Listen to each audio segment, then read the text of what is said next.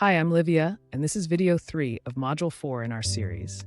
This is not a diet, it's a way of eating. Today, we're tackling something that scares a lot of people away from change: detox symptoms. You start eating cleaner or trying intermittent fasting because you want more energy, clearer skin, better digestion, and then you feel worse. That confusion is normal, and we'll unpack why it happens and what to do about it. Imagine you decide to deep clean a room in your home that hasn't been touched for years. You pull furniture away from the walls, open closets, and dust rises. For a few minutes, the space looks messier than before. That mess is part of the cleanup. Your body behaves the same way when you stop overloading it with processed food, late-night meals, excess sugar, alcohol, and constant snacking. For years, your digestion may have been working at full throttle just to process what you eat. When digestion consumes most of your energy, there's little left for repair and detoxification. So your body stores what it can't eliminate in fat cells, mucus, connective tissue, or the lymphatic system. Then you change your eating. More fresh fruits, raw vegetables, simpler meals, and sometimes fasting between meals. Your digestion finally gets a break. Your body now has energy to clean house. That cleaning looks like symptoms: headaches, lightheadedness, nausea, stomach discomfort, bloating, unusual fatigue. These are common. You might get cold-like symptoms: cough, congestion, mucus, a runny nose. Old aches and pains can resurface briefly. Emotionally, you may feel irritable, anxious, foggy, or suddenly crave comfort foods with surprising intensity. Don't panic. These are often signs of waste mobilizing and moving through your bloodstream to be eliminated by the liver, kidneys, lungs, skin, and bowels. Notice how the symptoms behave. Mild, temporary reactions that shift over days are often part of adaptation. Severe pain, persistent fever, or alarming signs are not detox. They are medical issues that need professional care. Be attentive and never ignore serious symptoms. One common mistake is quitting right away. You feel a headache, you reach for a heavy processed meal, and the symptoms seem to vanish. That's because your body rediverts energy back to digestion, slowing the cleansing. The discomfort reduces, but the buildup stays.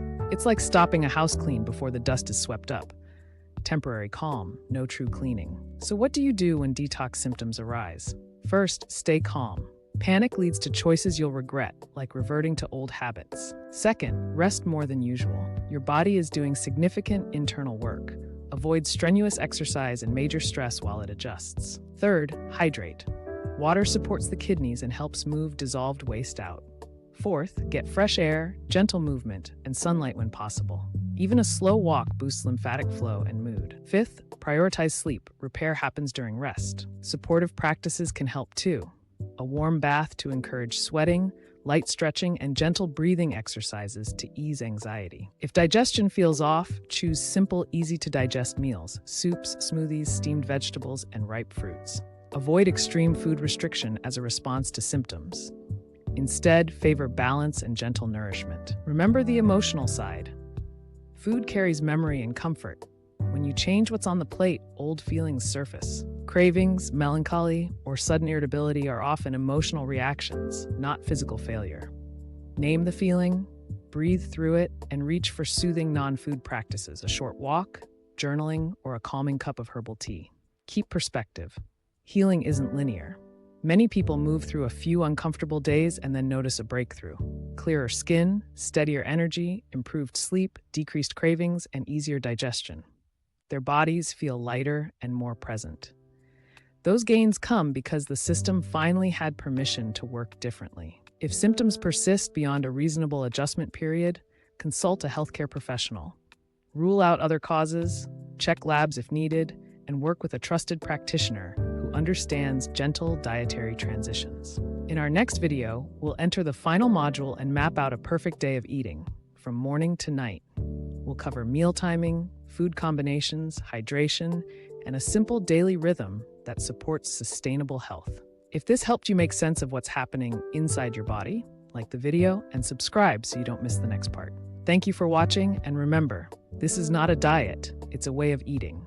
Keep the life within you alive.